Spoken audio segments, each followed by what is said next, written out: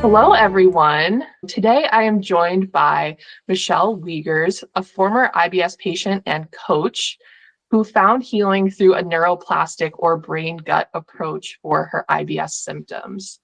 So, thank you so much for being here, Michelle, and for your willingness to share your story.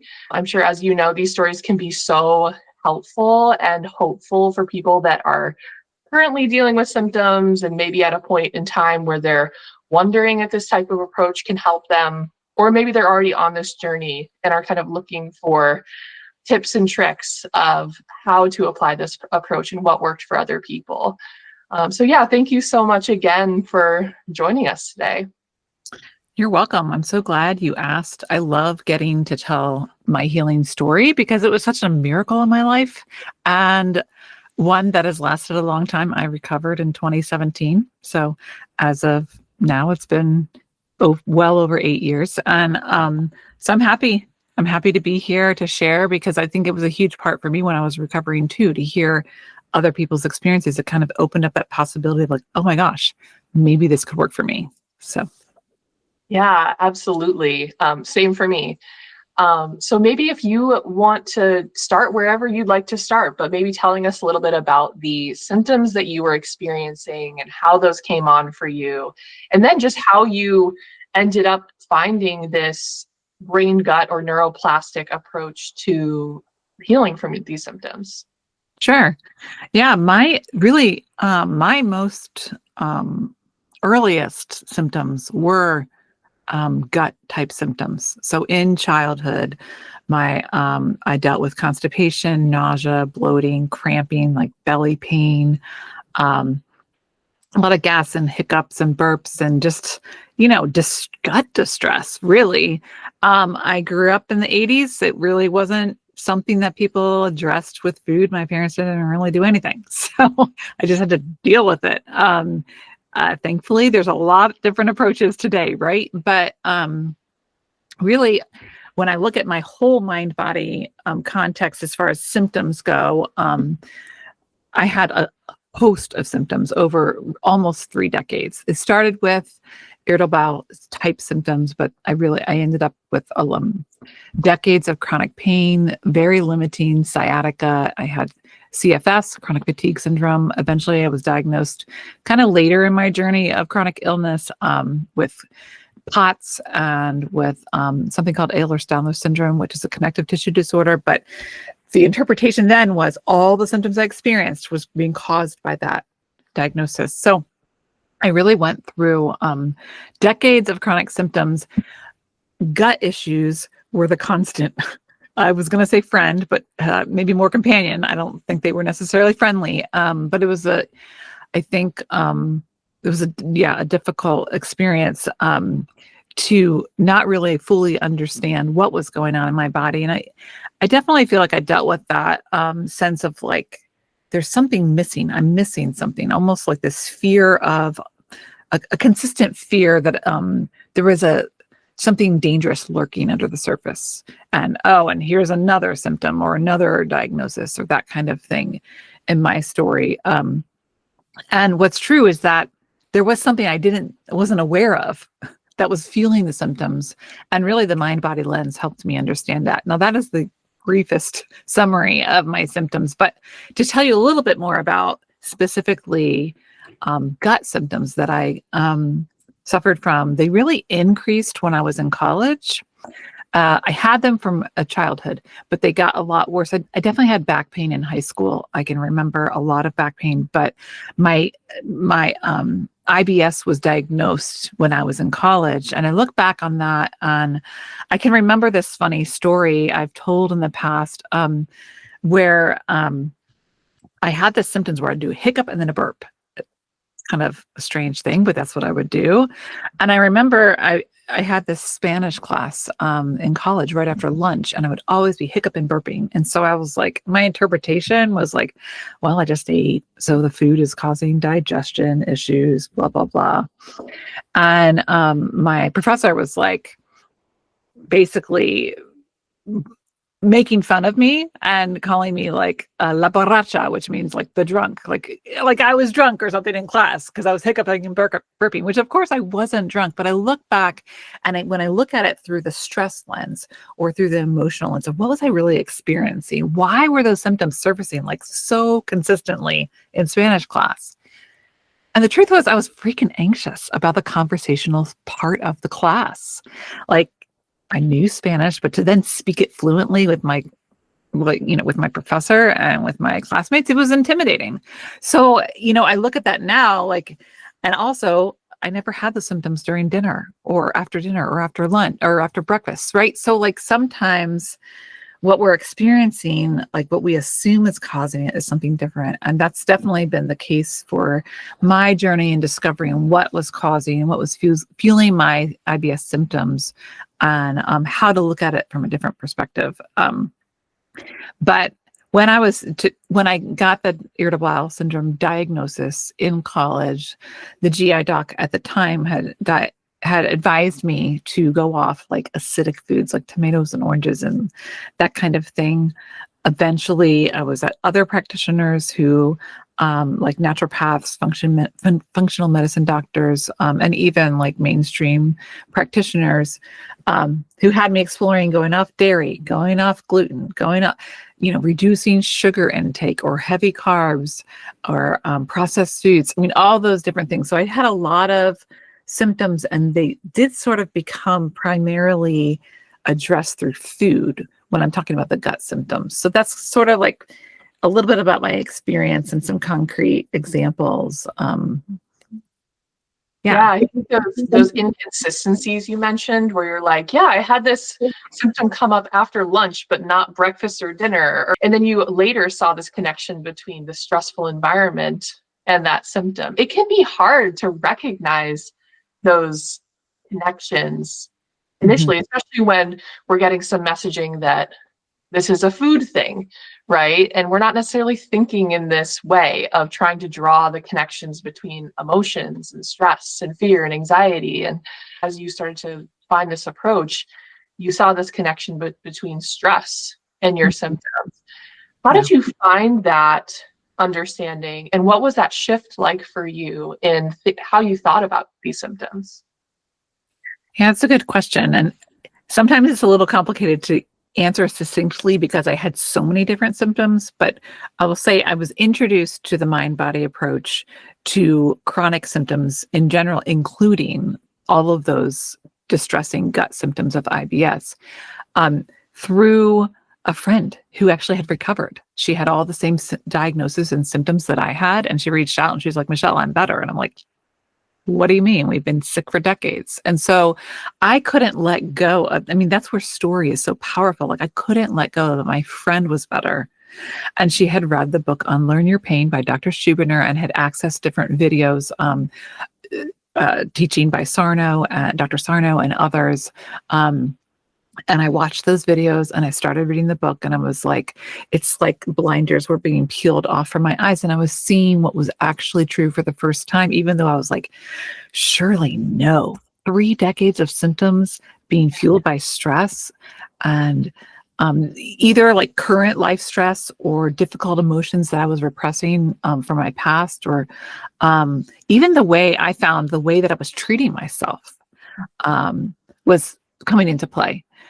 So having that mind-body approach introduced was huge because overall it helped me see how I had a nervous system that was constantly being triggered. My fight, flight, or freeze response in like the danger signal in the brain, my brain was being triggered. My body felt like I was constantly in danger. And that's what was fueling the symptoms. And I will say, everyone has a different things they need to process through and work through, right? Like for me, I had an intense fear of a lot of different foods. I was very, almost militant about and stringent with foods because I had this one-to-one, like I was seeing a naturopath who was and a chiropractor. And I'd sought out all kinds of treatments, right, to get better. And the filter which they were giving me was like, you're eating all these symptoms, or you're eating all these foods, and that's what's causing your symptoms. So I was like, oh, well, I am in pain and gut distress and bloating, and I'm, have this extreme fatigue because I'm eating the wrong thing. So it became it became really intense about food. And also, I mean, those foods were supposed to be treating supposed diagnoses, like I was told I had leaky gut, that I had candida overgrowth. I was told that I had heavy metals, and all these food intolerances, and that those things are what was causing my symptoms. But I was addressing those things and I was still having symptoms. So we weren't getting to the true root cause, right? So finding neuroscience, the neuroscience that really taught me what was actually happening, holding stress, holding unprocessed emotion, unexpressed emotions, like locked down in my body, understanding that that's what's fueling the symptoms, that changed everything. And I am someone who suffered from deep trauma in childhood, specifically sexual abuse.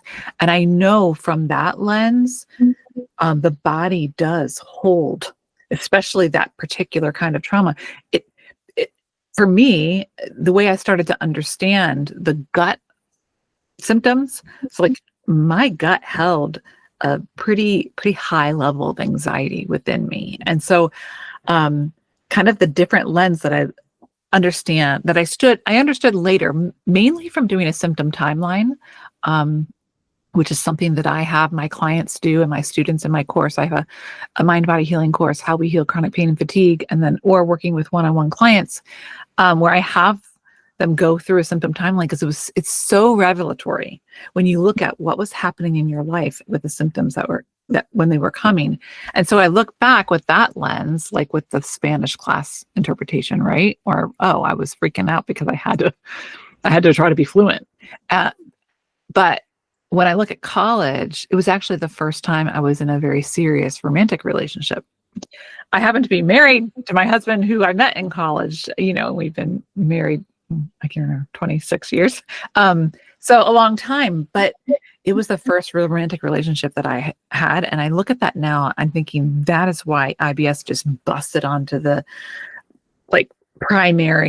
became this primary symptom in college, because I was freaking scared of relationships. I was scared. I didn't trust men. I had a lot of inner healing that needed to happen, which I was not aware of. So I look back and I can understand and have a lot of compassion for myself.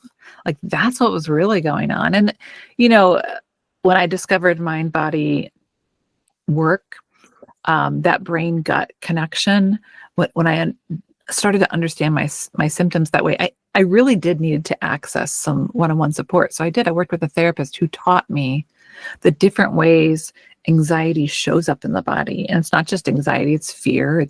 I had to work through accessing difficult emotions like rage and anger and sadness and grief and loss and a sense of abandonment. I mean, there was a lot that I had to work through emotionally.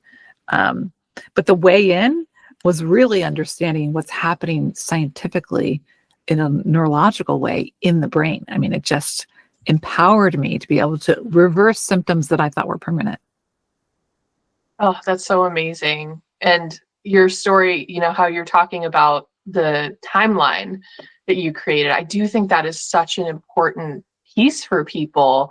It was important for me too, right? Because I think it can be, I think we're often, we discount the amount of stress that we've really been through sometimes, or maybe we don't necessarily recognize, like, oh yeah, that was a lot, or that, that was a really stressful time in my life. Because sometimes we're just like soldiering through, or like, trying to put it on the back burner, or just not necessarily recognize that.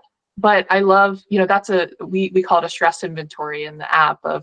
That's one of the exercises we have people do, because seeing that connection.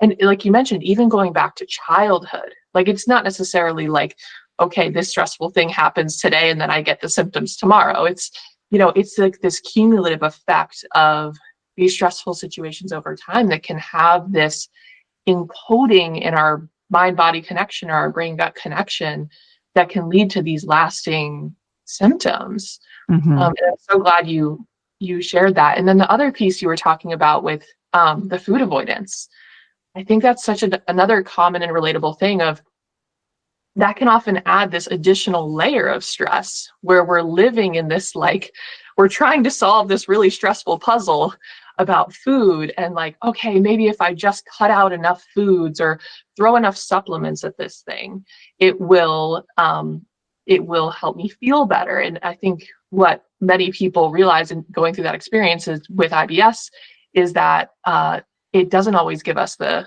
results that we're hoping for. And it can often even, like I said, add that additional layer of stress on top of it. And it's tough because it's like you have to eat. We have to eat something. And so it's like every mealtime can start to feel like this minefield. And how did you address that with your own avoidance or restriction around food? Mhm. And also, how did you see that as something that you needed to address, as something that was maybe keeping you a little stuck with, or maybe even contributing to your symptoms? Yeah, that's a good question. Both of them. I will say my story is one that I was incredibly disabled when I first learned about this approach. Like, I was using a cane to walk. I had been measured for a wheelchair. I was not functioning. I couldn't grocery shop or cook, or life was really small and incredibly dominated by symptoms. So for me, my first focus was like what what I learned later was the striated muscles, like the muscles, the like arms, the legs, the chronic pain that can sometimes be a little easier. And I don't want to state this as a rule, a hard and fast rule, but for some people, it's easier to say no to chronic symptoms that are presenting like, my elbow's hurting. Oh, what am I holding on in my body? Like, I have elbow pain or whatever. And so I was working at first with those symptoms. For me, those were more important because I wanted to get back to physically using my body again. And so the recovery came a little bit later for me. And I think also, I look at it now and the way the gut symptoms presented, like gut is a smooth muscle. Area. That's what IBS is. It's not in the striated muscles that are like the ones that we can like physically, like I can voluntarily, flex. Like you can sort of do that with your gut, but not really. And so there's sometimes what I learned through my therapist, actually, when I was recovering, she taught me that the smooth muscle can be basically at a higher level of anxiety. And it was for me. Now, I don't know if everyone listening to this would relate to that or not, but if you're having trouble recovering from gut distress, where maybe you were able to let go of migraines or some, other symptoms first, you're not alone. Like, that's really common. And so I guess the way that I started to apply that to foods was something just clicked for me where, like, I recognized I am holding all of these beliefs about gluten and about dairy and about sugar and about legumes and about, all this list of foods that I was avoiding. And I'm like, I already saw it in my physical symptoms, in my chronic fatigue, in even the POTS dizziness symptoms, and all of those symptoms have been resolved. And I was still avoiding foods. And I was like, what am I doing? Like, why do I not believe it could happen, apply to this area? So I just, whatever the symptom in mind body recovery, creating safety, creating, increasing a sense of calm, increasing a sense of safety, it's going to counteract that sense of when the danger signal's triggered. So what I recognized was I was holding on to old patterns of behavior that no longer applied now that I knew the truth of my symptoms. So I did start to work with, I remember like coming home from work one day and just being like, I'm having pizza.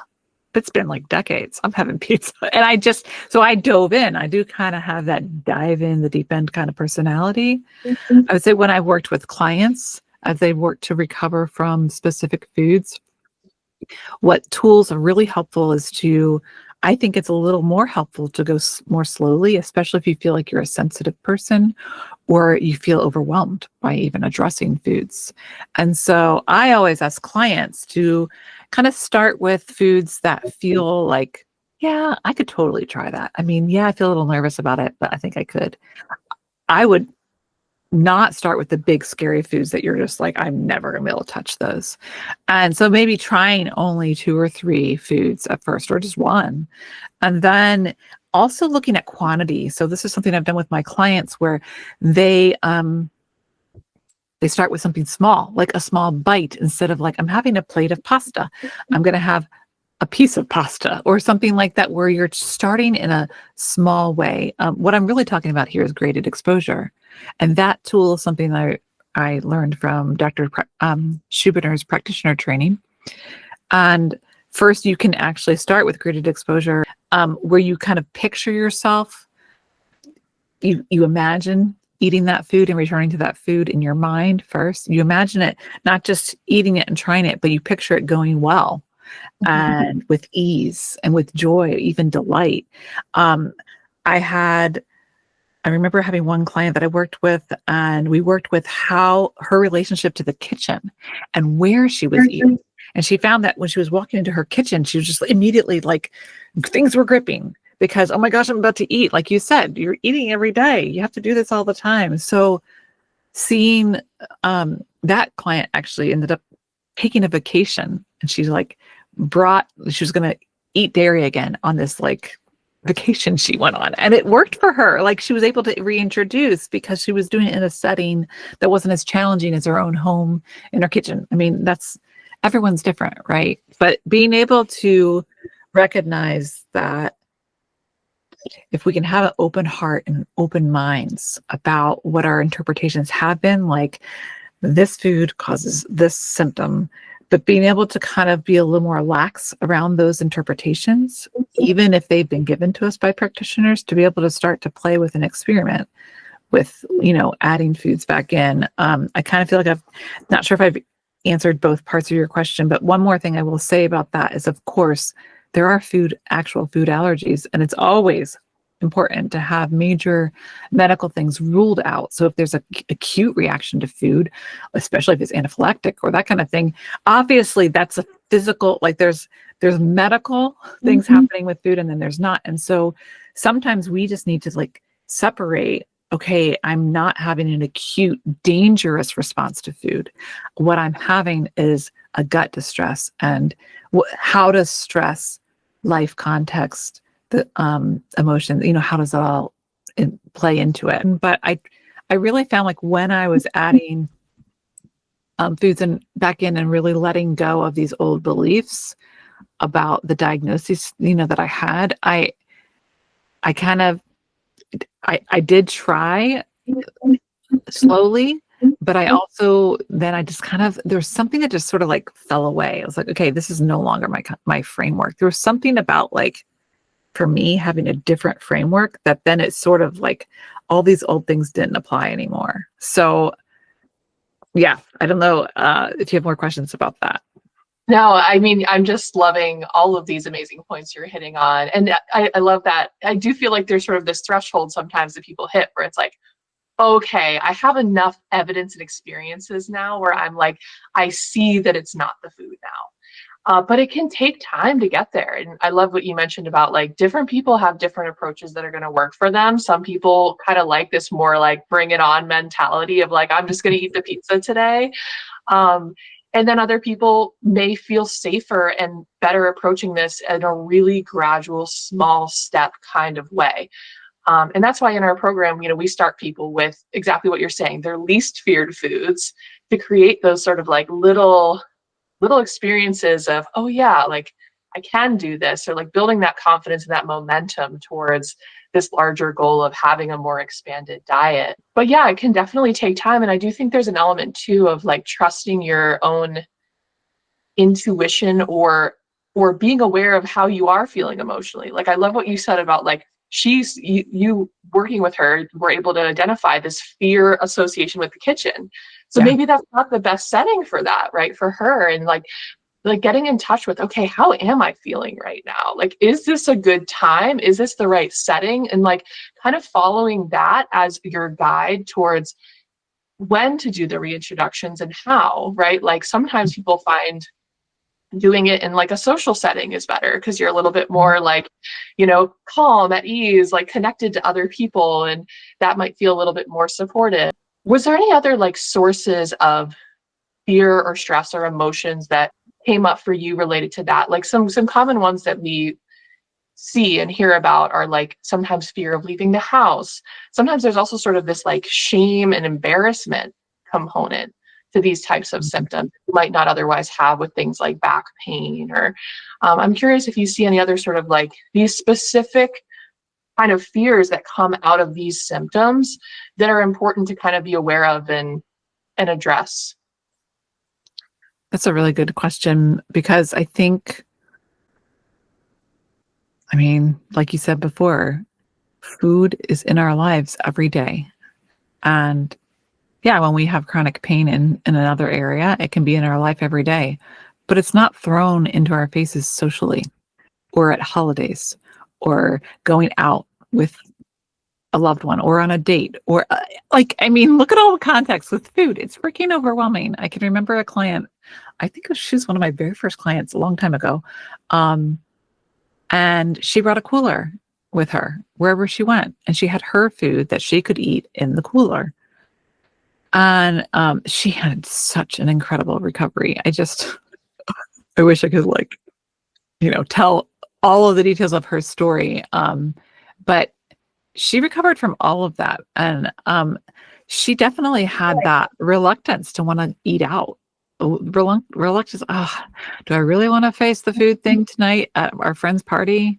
I'd rather just stay home. Like, I think that those kinds of things, context that can really, it can compound the issues, right? And compound the stress in addressing and working with it. And so I think what I always say when I'm working with clients is to allow yourself any bridge you need to titrate in a way that's going to work best for you. So if a bridge for you right now is to still bring the cooler, I remember telling this to this one client, with you to your friend's house and eat the foods you know are safe and do it. Even if you're pretty sure those foods are neuroplastic connection and that they're not causing the symptoms. If it's going to be the bridge you need between now and where you want to be, as long as it's not causing harm, then allow yourself a bridge, because maybe your first approach is to sit with the cooler in your own kitchen or to sit with breakfast or to, like those small pieces and let those build. Because I think a lot of times what we can come in with is a lot of self-pressure and a lot of, well, to be honest, I was someone who had a very broken relationship with my body. And I didn't know all the reasons for why, but I felt like I was constantly fighting an enemy in my own body. And like my body was the enemy. Like, what symptom is going to throw at me now? What limit is it going to, create now? And it just felt like this constant conflict with myself. And then there was a lot of shame and blame, like, oh, I did the wrong thing. And so now I have the symptom. I ate the wrong thing. So now I don't know. Like, so for me, approaching this work in a very kind, compassionate, gentle way, where we start to shift how we treat ourselves and we ease up on the pressure. I mean, doing it slowly sometimes is faster. Just put it that way, because many times when we go in so quickly and so intensely to want to like fix all the things right away, we kind of undercut our opportunity to heal, because we pressure and push ourselves in such a way that it causes more anxiety. I'll tell you one story. When I was preparing for our conversation, I was thinking about how that relationship with food, how the fear of food itself stood in the way of my recovery, right? So I was so intense about like all of these fears. And so that intensity and fear was triggering my gut and perpetuating the symptoms. So like addressing fear first is important. Addressing emotions first can be the first thing we do before we address the food, and to see, like you said, pay attention to how we're feeling, and then moving forward in a slower way. And also recognizing, this is sort of like shifting gears, but I kind of had this like touch point a few questions ago that I was hoping to get back to, and it's sort of coming now. What I started to learn when I was recovering, and I've seen this over and over and over for clients as they are recovering, when we are experiencing something today that feels emotionally similar to a past stressor, it could be a huge trauma. It could be a very small thing that was, like you said before, it wasn't quite right, was it? That it happened that way, or a small injustice, or whatever it is.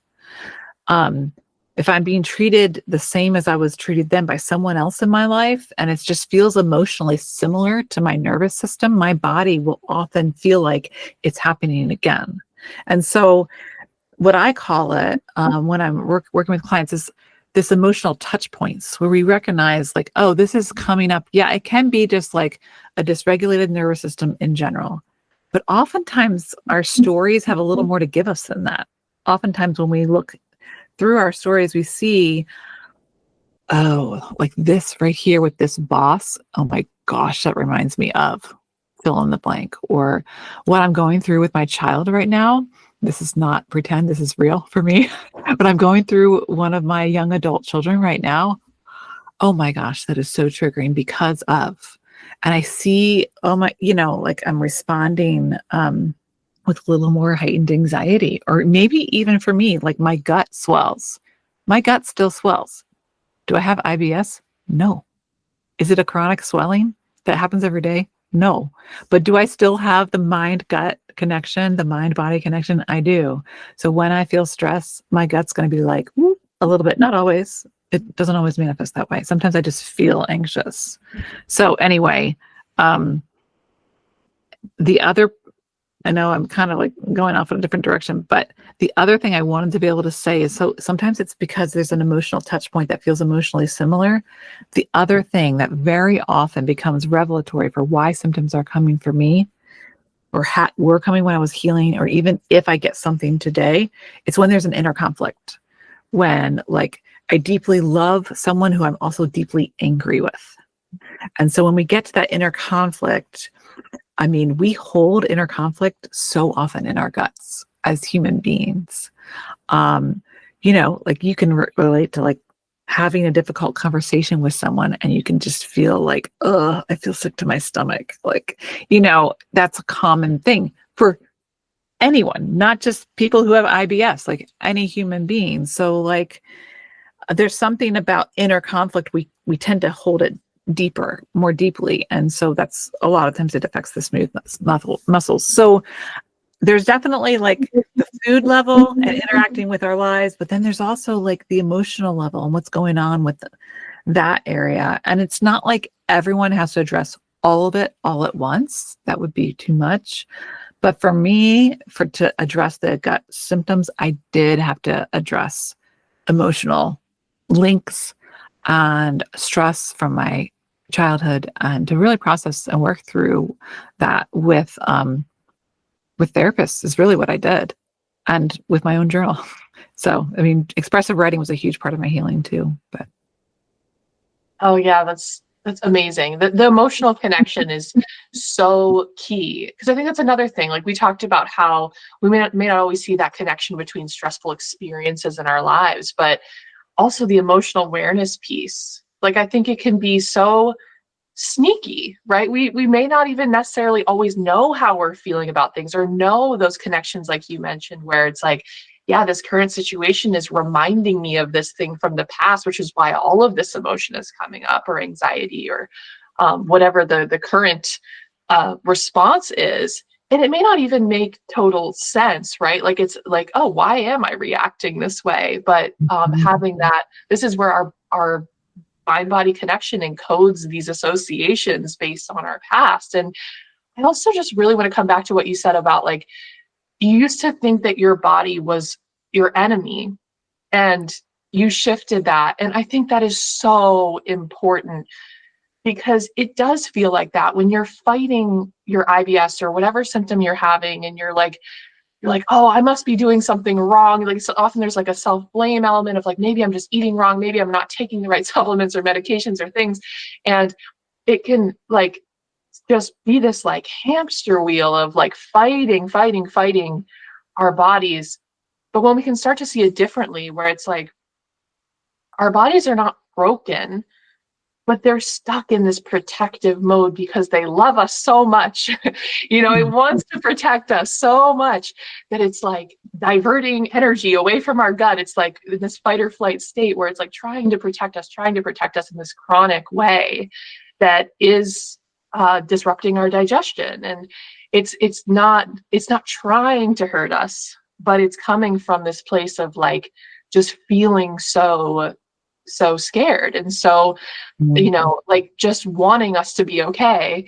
And I'm curious, like how, and you also mentioned that you sort of shifted your relationship with yourself through this process of like shifting from this pressure mode into a more self-compassionate kind approach.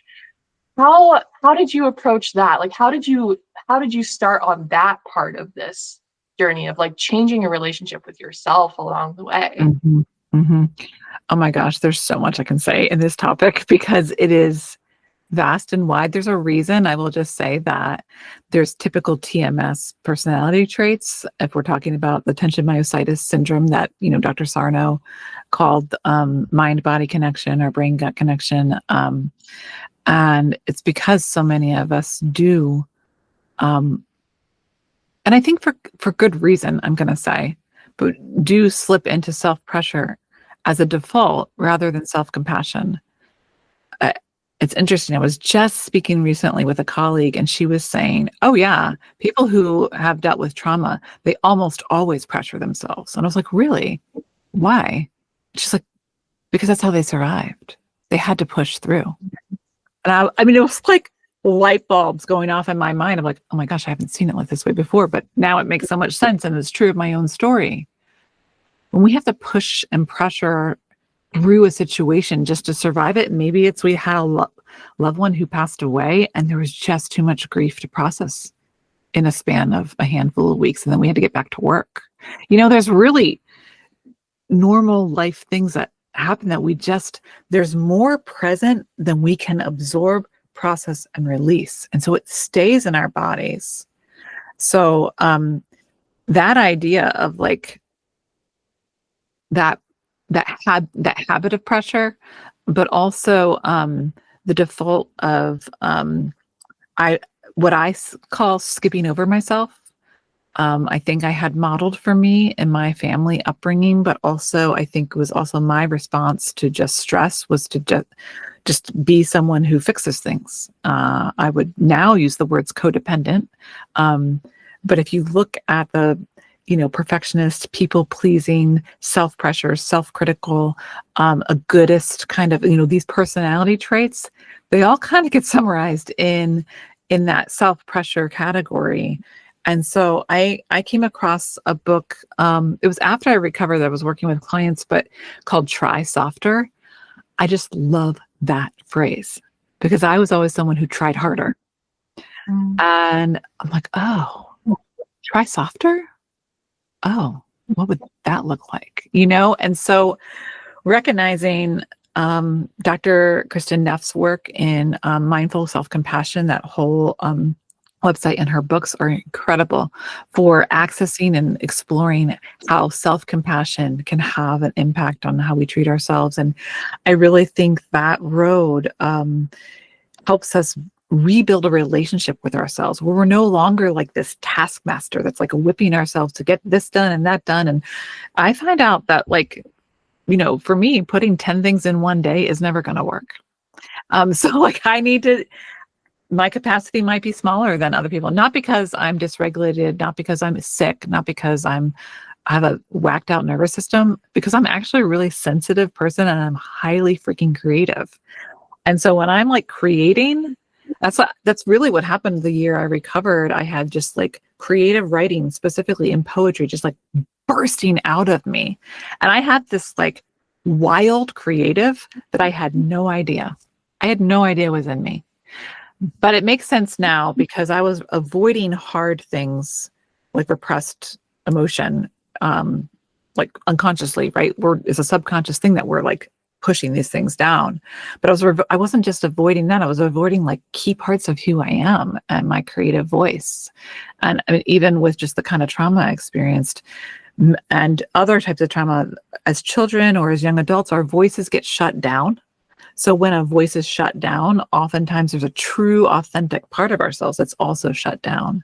So the reason I'm bringing all that up is because it does relate to accessing compassion for ourselves.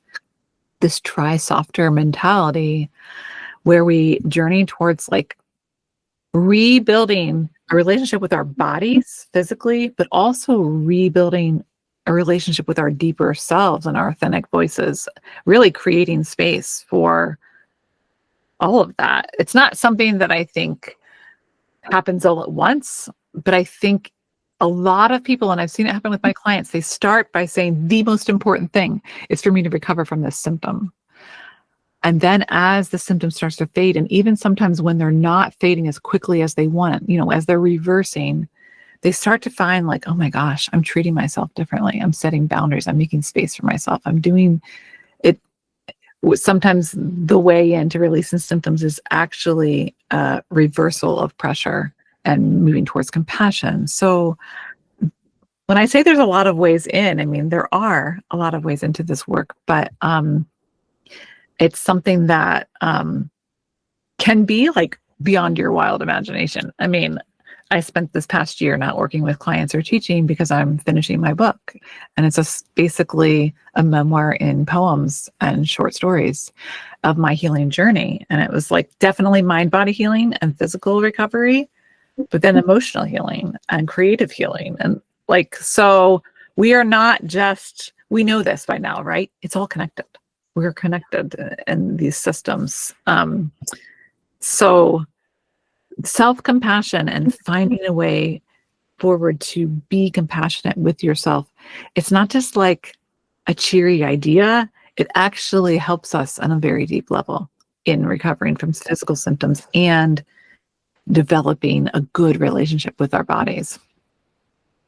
Oh, that's amazing. I love that try softer mantra, right? Because it's so true. It's like when we first start this journey, so many of us have this immense pressure on it. Like it needs to work. It needs to work. I need to see results right away. And like, and putting pressure on ourselves to like do it perfectly. Sometimes it can come up that way too. And but it often is like being aware of the way we're approaching the tools, the way we're going into this is just as important as what we're doing. Like how we're doing it is just as important. And like catching yourself when you are putting pressure on yourself to do it perfectly or do it quickly or do it enough, right? Like that's coming from this place of fear. That's coming from this state of alarm that at the end of the day, that's what we're trying to get to. That's what we're trying to turn down the dial, right? Try a little softer. I love that so much. Thank you so much, Michelle. And I want to just ask one question of kind of a broad question of if someone came to you for advice that was struggling with IBS and was thinking about getting started in this kind of neuroplastic or brain gut regulation type of approach, what would you tell them? What advice would you give them? I think the very first thing that comes to mind, and it may be a play on words, but I'm going to say it anyway, is to trust your gut. I don't mean trust the symptoms themselves, but there's a reason why in our English language we have that word, because our felt sense and our intuition, it resides in our gut, right? I mean, that's the way we talk about it. And I'm touching back with like the rebuilding relationship with ourselves and with our bodies. So if you were in a romantic relationship, you're not going to just like, we don't enter a romantic relationship and have this like list of 10 things and like, oh my gosh, we went on a date tonight, but we didn't check off every single one. I can't believe it. No, we actually trust the process and we trust it as this kind of very intuitive, emotional, like, oh, the way he looked at me or the way she looked at me made me feel whatever. Like So I guess what I would say is trust that you have enough. You have all you need, especially in an app like Digestible and so many books and podcasts and resources that you can access in the mind body world, in recovery approaches. But also, none of that can touch the gentleness you can give yourself, or the kindness or the compassion that you can give yourself, where for some people, all they need is one key tool that helps them recover. There may be, like in my course, I present gobs of tools, mind body tools to recover. But I am quick to say to my students, like, you don't necessarily need all of this. Find one thing that's really working for you. It could be like a stroll around the block twice a day, and it just regulates the heck out of you. I mean, it could be something very simple and very small. So don't discount what you're like drawn to. I would say that's where I would start. And also to be able to have a real open, soft, tender heart and mind about the diagnoses that you carry, that have been passed to you from practitioners, that we're really looking through just a medical model and not understanding the brain-gut connection, the mind-body connection. Also being open and a little more softer with your belief system of why symptoms present when they do. And say, oh, are you believing that their weather system's got pushing through, and so that's why my knee hurts? Or are you believing that, oh, I drank wine and that's why my headache is coming? Or I ate this food and that's why my gut is swelling? Like, how can you instead, sort of like, I always talk about it like a movie. When you're watching a movie and you can have a video camera like this angle, what if you just like shift the angle, shift your perspective through this mind-body lens instead? And then you look at your life context. You look at, oh, what was happening when that symptom increased? Kind of with a very somatic tracking way of viewing life.